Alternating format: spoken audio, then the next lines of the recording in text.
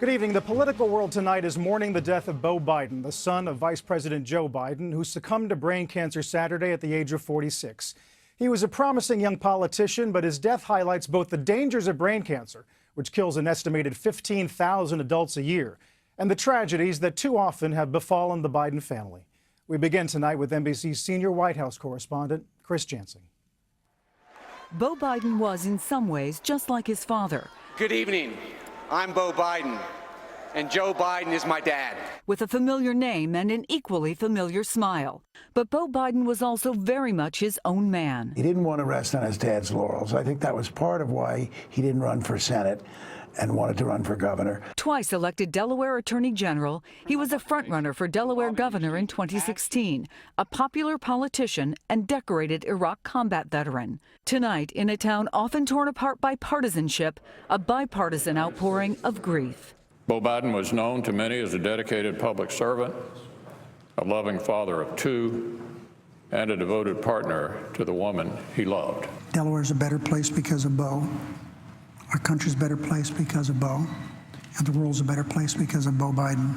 And from the White House, President and Mrs. Obama in a smaller than usual all-black motorcade to the vice president's home, after issuing an emotional statement last night, calling Beau Biden a good, big-hearted, devoutly Catholic and deeply faithful man who made a difference in the lives of all he touched, and he lives on in their hearts.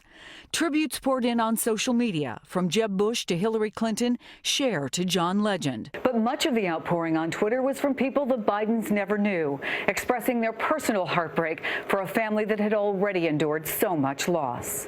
In 1972, Joe Biden's first wife and daughter were killed in a car crash. He took the oath of office for Senate in the hospital next to 4-year-old Beau's bedside. One of my earliest memories was being in that hospital. My dad always at our side.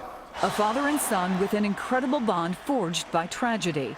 And they would face another challenge in 2010. Beau had what was diagnosed as a stroke. Then in 2013, he began treatment for brain cancer, and months later was given a clean bill of health. But he quietly re-entered the hospital for the last time this month. His dad never let on how serious it was. My dad used to have an expression. He'd say, a father knows he's a success when he turns and looks at his son or daughter and know that they turned out better than he did. I'm a success. I'm a hell of a success. Bowie, I love you. I'm so proud of you. Beau Biden died at 46, surrounded by his entire family, including his beloved dad, his wife Hallie, and 2 children, Natalie and Hunter. Chris Jansen, NBC News. Biden's unexpected death has raised a lot of questions about brain cancer and who's most at risk. For more on that, we're joined by NBC News medical contributor Dr. Natalie Azar. Dr. Azar, is it easy to tell who's at risk of brain cancer?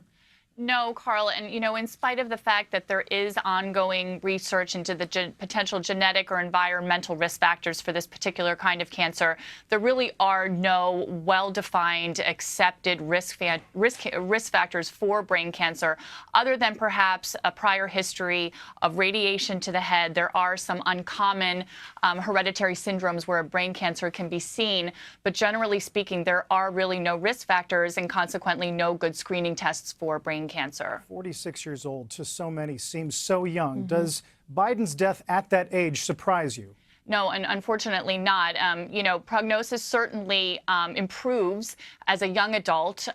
We talk about 5-year survival in brain cancer, and as one gets older, survival does decrease. But brain cancer in general can affect people of all ages. We see different types more prominently in the adult group as opposed to pediatric population, but really it can affect anyone at any age. Finally, we've mentioned this clean bill of health he was given just 2 years ago. Are those reliable given this disease?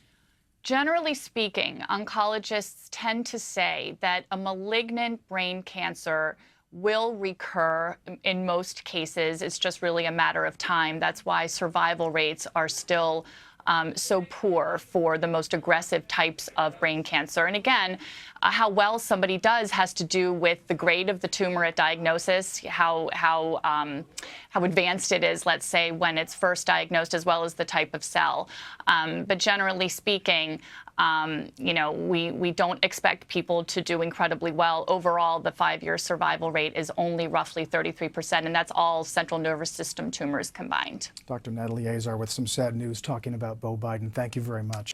Hey, NBC News fans, thanks for checking out our YouTube channel. Subscribe by clicking on that button down here, and then click on any of the videos over here to watch the latest interviews, show highlights, and digital exclusives. Thanks for watching.